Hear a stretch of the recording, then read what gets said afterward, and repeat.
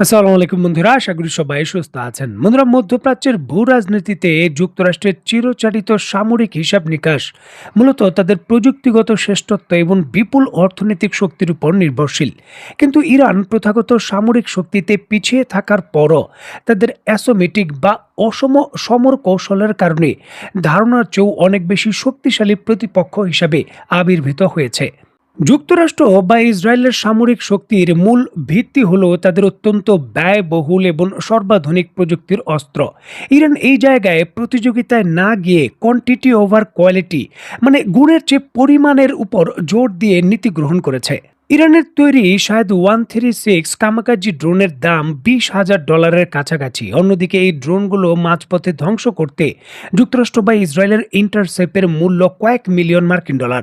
Iran একসঙ্গে ঝাঁকে ঝাঁকে 100 থেকে 200টি সস্তা ড্রোন সোয়াম অ্যাটাকের সঙ্গে অ্যাটাক করে, যেখানে ডিকয় ড্রোনও মানে ভুয়া ড্রোনও থাকে। ফলে বিশ্বের সর্বাধুনিক আকাশ প্রতিরক্ষা ব্যবস্থাগুলো কনফিউজ হয়ে যায় এবং অতিরিক্ত তাদের চাপের সক্ষমতায় শেষ হয়ে যায়। ইরান মধ্যপ্রাচ্যের একটি বিকেন্দ্রিক বা প্রক্সি নেটওয়ার্ক গড়ে তুলেছে, যা অ্যাক্সিস অফ রেসিস্ট্যান্স নামে পরিচিত। লেবাননের হিজবুল্লাহ, ইয়েমেনের ভেতর বা ইরাক এবং সিরিয়ার বিভিন্ন মিলিশিয়া বাহিনীর নেটওয়ার্ক গড়ে তুলেছে, যার জন্য শুধু নিজের দেশের ভূখণ্ড নয়, মাল্টি ফ্রন্ট থেকে ইরান আক্রমণ করতে পারে। যুক্তরাষ্ট্র এবং ইসরায়েল যদি সরাসরি ইরানে আক্রমণ করে, তবে ইরান শুধু নিজের ভূখণ্ড নয়, এই বাকি ভূখণ্ড দিয়ে চারদিক থেকে চাপ প্রয়োগের ক্ষমতা রাখতে পারে। দেখুন, ইরানের আয়তন প্রায় 16 লক্ষ বর্গ কিলোমিটারের বেশি এবং দেশটির জাগোস এবং আলবোস পর্বতমালার মতো বিশাল প্রাকৃতিক দুর্গ ঘেরা। ইরানের অধিকাংশ গুরুত্বপূর্ণ মিসাইল সাইট, ড্রোন লঞ্চার এবং পারমাণবিক স্থাপনা মাটির অনেক গভীরে কংক্রিটের টানেলের ভেতর অবস্থিত। ফলে যুক্তরাষ্ট্রের শুধুমাত্র আকাশপথে বোমা ফেলে ইরানের সামরিক সক্ষমতা পুরোপুরি ধ্বংস করা প্রায় অসম্ভব। বিশ্বের মোট জ্বালানি তেলের প্রায় 20% হরমুজ প্রণালী দিয়ে পরিবাহিত হয়।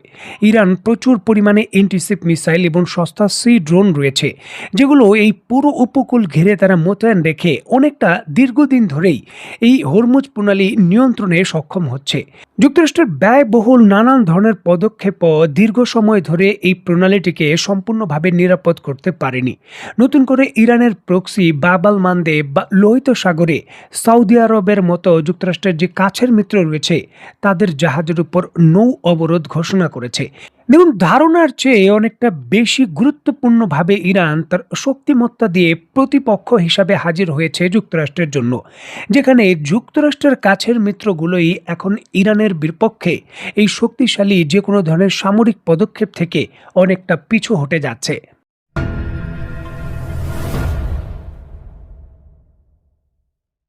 যুক্তরাষ্ট্র প্রথমে ইরানকে অত্যন্ত সহজ প্রতিপক্ষ হিসাবেই হয়তো ধরে নিয়েছিল, তবে বাস্তবতা কঠিন।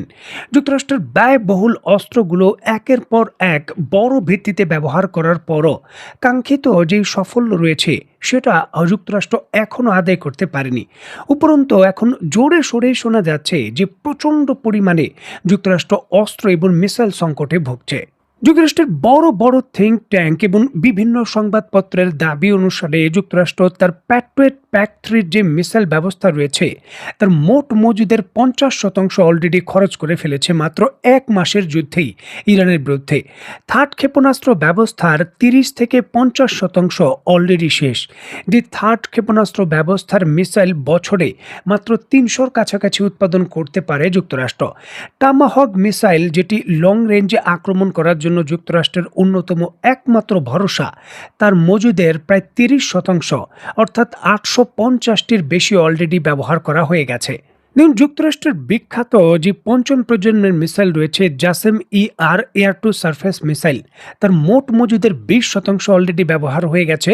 এছাড়াও যুক্তরাষ্ট্রের বিভিন্ন যুদ্ধ জাহাজের আকাশ প্রতিরক্ষা ব্যবস্থা SM-3 এবং SM-6 যে নেভাল ইন্টারসেপ্ট রয়েছে, তার মোট মজুদের প্রায় 20% ব্যবহার হয়ে গেছে, এমনটা জানা যাচ্ছে। এখন দেখুন, ইরানের মতো প্রতিপক্ষের বিরুদ্ধেই মাত্র ১ মাসের যুদ্ধ চলাকালীন অবস্থায় যুক্তরাষ্ট্রের অস্ত্রের মজুদের অবস্থা এখানে চলে এসেছে।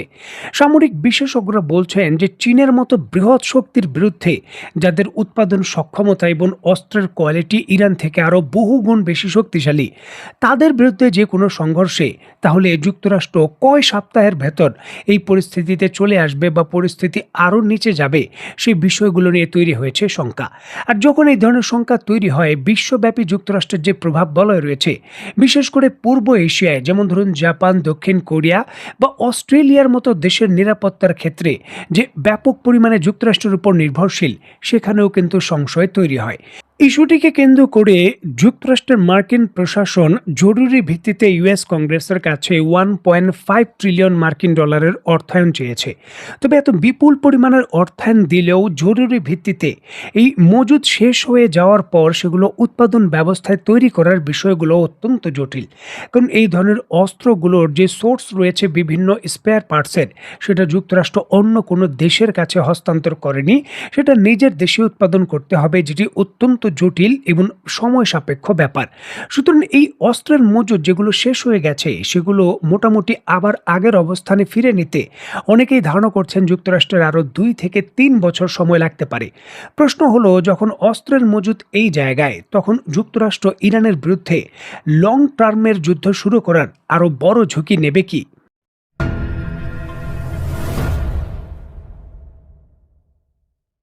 দেখুন, প্রচণ্ড পরিমাণে চ্যালেঞ্জ রয়েছে ইরানের বিরুদ্ধে। যে কোনো ধরনের সামরিক হামলা শুরু করতে গেলে সেটি আঞ্চলিক যুদ্ধে রূপ নিতে পারে এবং চলতে পারে মাসের পর মাস, যেখানে যুক্তরাষ্ট্রের অস্ত্রের যে মজুদ রয়েছে সেখানে আরও বড় ধরনের টান দিতে পারে।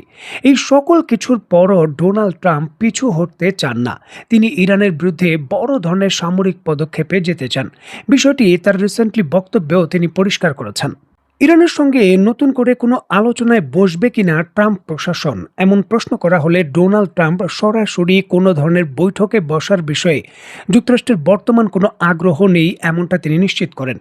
পরমাণু ইস্যুকে কেন্দ্র করে সুনির্দিষ্ট কোনো শর্ত বাস্তবায়নের চূড়ান্ত গ্যারান্টি না পেলে আর কোনো আলোচনায় বসতে যুক্তরাষ্ট্র রাজি নয়।